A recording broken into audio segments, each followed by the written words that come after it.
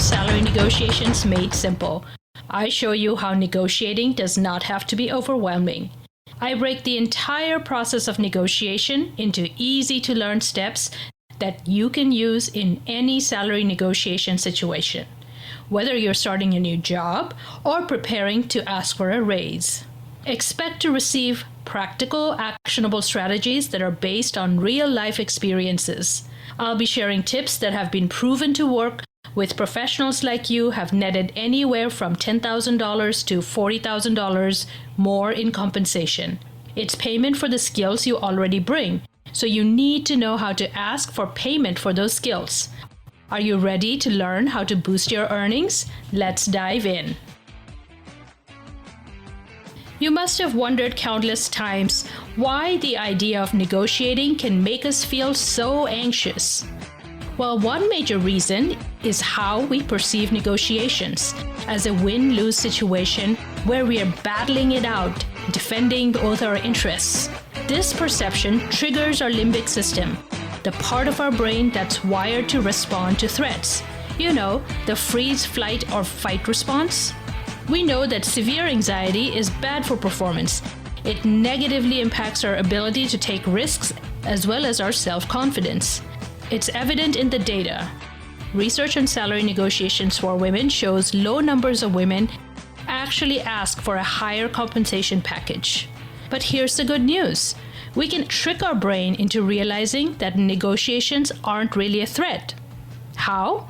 In this episode, we'll dive into this topic and explore some easy and effective strategies to tame that negotiation anxiety and approach it with a whole lot more confidence. First, let's just acknowledge that it is normal to feel anxious about negotiations. Our brains have evolved over millions of years to protect us from dangers. Clearly, if somebody was not anxious, then they would get eaten by something out in the wild, a lion or a tiger. When we perceive negotiations as threats, as is the case for most people, it is completely normal to experience a level of anxiety.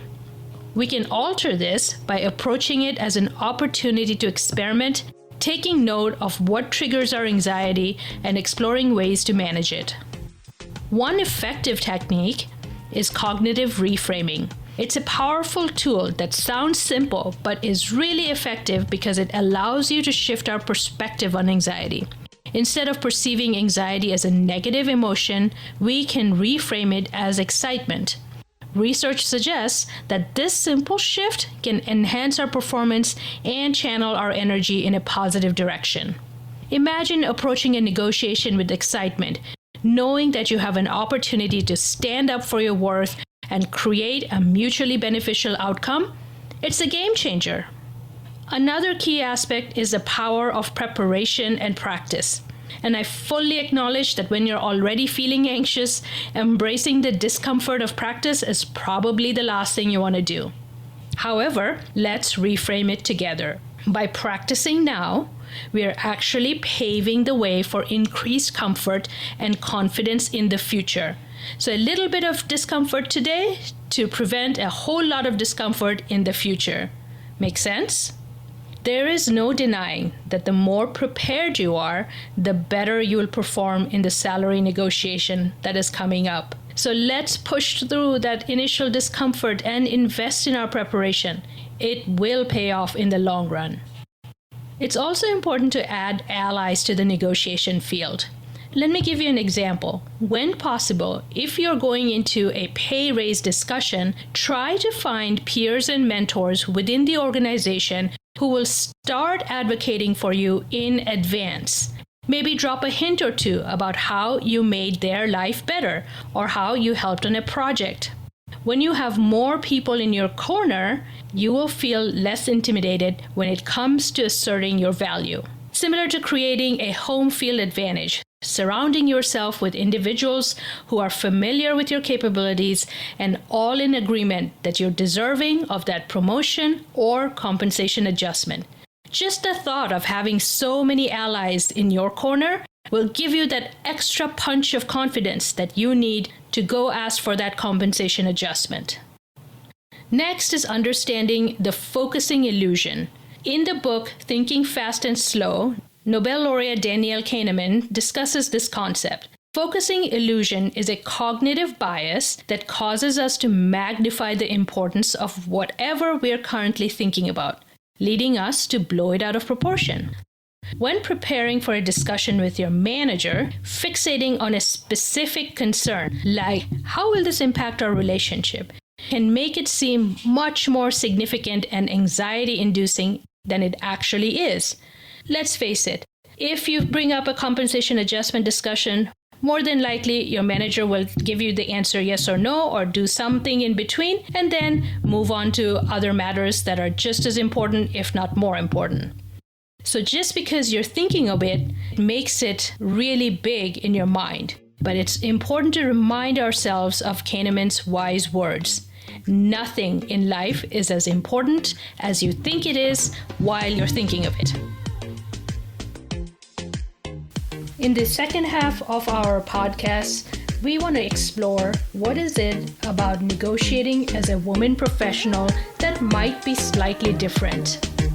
Studies do show that women tend to negotiate less than men when it comes to negotiating for themselves. As women, it's important for us to break free from the societal conditioning that may have led us to believe that negotiations are not for us, or that we should settle for less. Let's reframe everything in our mind. Let's think of negotiating as a valuable skill and leveraging the strategies we've discussed. By doing so, we can successfully stand up for our worth and fight for the compensation that we deserve. Because it's not just about money, and of course money is important. It's about recognizing and asserting our worth. By advocating for ourselves, we even pave the way for future leaders to step into negotiations with confidence and without hesitation. Absolutely, there are some double binds that we have to overcome. The key is to maintain balance and approach negotiation as a problem-solving conversation. Here's a quick example. Typically in negotiations, when you introduce a plan B, for example, a second job offer, it works in your favor. However, if you are a woman, you have to be a little bit more tactful with this. You have to introduce it as a problem-solving option. Otherwise, it might be seen as a threat. You would say something like, I'm always exploring options and I do have a few on the table, but it is this job that I'm most interested in. Make sense? All right. There you have it, my friend. Negotiation anxiety is very common, but there are very specific steps that we can take in order to get over any anxious feelings and boldly claim the compensation we deserve. Today we discussed about reframing negotiation. We talked about reframing anxiety. We also talked about preparation and practice, as well as building allyship in the negotiation field whenever possible. And don't forget the very important concept of focusing illusion.